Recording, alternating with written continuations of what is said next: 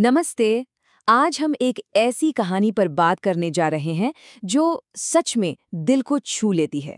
ये एक ऐसी कहानी है जो एक बहुत ही ज़रूरी, बहुत ही महत्वपूर्ण बात सिखाती है कि दुनिया को दूसरों की नज़रों से देखना कैसा होता है। और इस पूरे सफर की शुरुआत होती है एक बहुत ही सीधे साधे सवाल से। ओनशांगिला नाम की एक छोटी लड़की है और बस उसके एक सवाल से सहानुभूति को समझने का एक गहरा सफर शुरू हो जाता है। तो चलिए शुरू करते हैं। कहानी एक ऐसी सिचुएशन से शुरू होती है जो शायद हम सबने कभी न कभी देखी होगी। क्लास में एक नया स्टूडेंट आता है। सिंपल है ना? लेकिन इस बार ये मामला थोड़ा अलग है और ये एक ऐसा सवाल खड़ा करता है जो सच में सोचने पर मजबूर कर देता है। तो होता यह है कि ओनशांगला स्कूल से घर आती है और वो बिल्कुल शांत है। पता चलता है कि उसकी क्लास में एक नया लड़का आया है। टीचर ने उसे आगे की डेस्क तक पहुंचने में मदद की क्योंकि वो लड़का देख नहीं सकता। अब ओनशांगला परेशान है। उसके मन में बस यही चल रहा है कि वो सब कुछ मैनेज कैसे करेगा। देखिए, ये सिर्फ उत्सुकता नहीं है, वो सच में जेन्युइनली ये समझने की कोशिश कर रही है कि कोई ऐसी जिंदगी कैसे जी सकता है जिसकी दुनिया उसकी अपनी दुनिया से इतनी इतनी अलग हो। अब यहाँ पर ओनशांगला की माँ आवा आती हैं और वो कोई लेक्चर या भाषण नहीं देती। नहीं, उसके बजाय वो एक ऐसा तरीका निकालती हैं, एक ऐसा अनुभव देने का सोचती हैं जिसे ओनशांगला शायद कभी नहीं भूलेगी।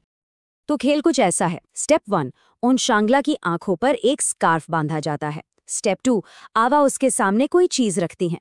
और स्टेप 3, चैलेंज ये है कि बिना देखे उस चीज को पहचानो। यहाँ पर जो कमाल की बात है ना, वो ये है कि आवा इस सबक को एक परीक्षा की तरह नहीं बल्कि एक नए खेल की तरह पेश करती हैं। और बस ये छोटा सा बदलाव ओनशांगला को हर चीज सीखने के लिए एकदम खुला और उत्सुक बना देता है। और यहाँ से आप कह सकते हैं कि असली जादू शुरू होता है। अब ओनशांगला को प्रोत्साहित किया जाता है कि वो दुनिया को अपनी आंखों से नहीं बल्कि अपनी बाकी इंद्रियों से देखे। तो पहली चीज सामने आती है। आवा पूछती है, अब बताओ मेरे हाथ में क्या है। ओनशांगला का तुरंत जवाब आता है, मैं नहीं बता सकती, क्योंकि उसकी आंखें बंद हैं। उसकी सोच अभी भी वहीं अटकी हुई है कि देखने के लिए तो आंखें ही चाहिए होती है ना। लेकिन आवा उसे हिम्मत देती हैं।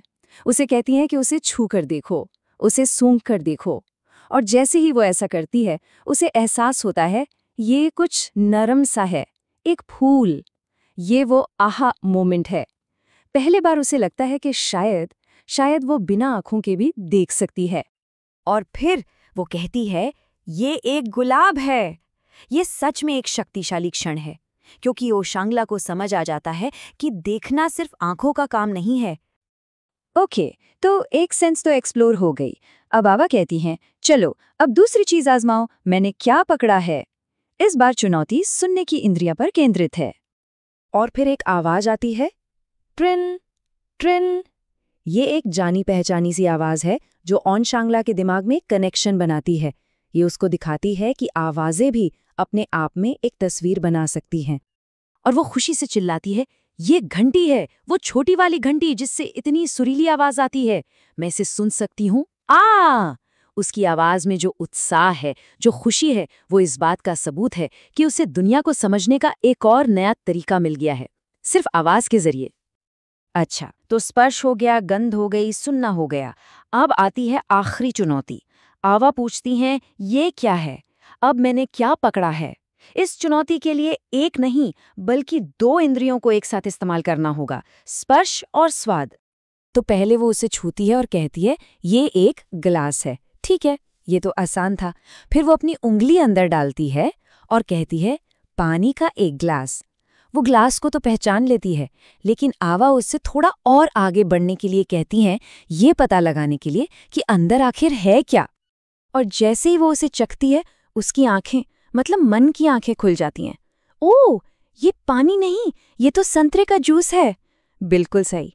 एक घूंट लेने के बाद वो आखिरकार सही जवाब दे ही देती है। और इसके साथ ही उसकी ये संवेदी यात्रा, अपनी सभी इंद्रियों के साथ दुनिया को अनुभव करने की यात्रा पूरी होती है। अब खेल पूरा हो चुका है। आवा स्कार्फ हटाती हैं और जैसे ही रोशनी वापस आती है, इस खेल के सारे टुकड़े जुड़कर एक पूरी तस्वीर बना लेते हैं। असली सबक अब शुरू होता है। तो देखिए हुआ क्या। ओनशांगला ने 3 अलग-अलग चीजों को सफलतापूर्वक देखा और वो भी बिना अपनी आंखों का इस्तेमाल किए। एक तरफ है आंखों से देखना और दूसरी तरफ उसने इस्तेमाल किया स्पर्श और गंध का गुलाब के लिए, सुनने की शक्ति का घंटी के लिए और स्वाद का जूस के लिए। यही इस पूरे अनुभव का सार है। आवा की इस सीख में अगर कोई बच्चा देख नहीं सकता तो चीजों का पता लगाने के और भी तरीके हैं। सिंपल सी बात है, लेकिन कितनी गहरी है। अगर कोई देख नहीं सकता तो इसका मतलब ये नहीं कि वो दुनिया को महसूस नहीं कर सकता। लेकिन, और ये बहुत जरूरी है, आवा एक और चीज जोड़ती हैं। वो कहती है लेकिन बच्चे को कुछ मुश्किलें हो सकती हैं। वो ये भी समझाती हैं कि हाँ, दूसरे तरीके हैं, लेकिन इसका मतलब ये नहीं कि सब आसान है। चुनौतियां फिर भी हैं, और ये एक बहुत ही महत्वपूर्ण और ईमानदार बात है। तो इस नई समझ के साथ, इस नए दृष्टिकोण के साथ, कहानी आखिरकार वहीं वापस आती है जहां से शुरू हुई थी, क्लास में आए उस नए लड़के के सवाल पर। आवा कहती हैं, मुझे उम्मीद है कि तुम सब नए लड़के से दोस्ती करोगे। और उनशांगला का जवाब होता है, हाँ आवा। देखिए, ये खेल सिर्फ एक सबक नहीं था, इसने उनशांगला की चिंता को सीधे सीधे दोस्ती करने की इच्छा में बदल दिया। तो आखिर सहानुभूति है क्या? ये किसी दूसरे की भावनाओं को, उसके एहसासों को समझने और साझा करने की क्षमता है। और इस सरल से लेकिन शानदार खेल के जरिए उनशांगला ने सिर्फ एक तथ्य नहीं सीखा, उसने सच्ची सहानुभूति महसूस की। उसने ये समझा कि किसी और के जैसा महसूस करना कैसा होता है। ये कहानी हम सबको एक बहुत खूबसूरत बात याद दिलाती है कि कभी-कभी किसी दूसरे को सच में समझने के लिए हमें बस अपनी आंखें बंद करने की जरूरत होती है और महसूस करना शुरू करना होता है। और ये हमें एक सवाल के साथ छोड़ जाती है, क्या हम दुनिया को और एक दूसरे को समझने के लिए अपनी सारी इंद्रियों का पूरा इस्तेमाल कर रहे हैं?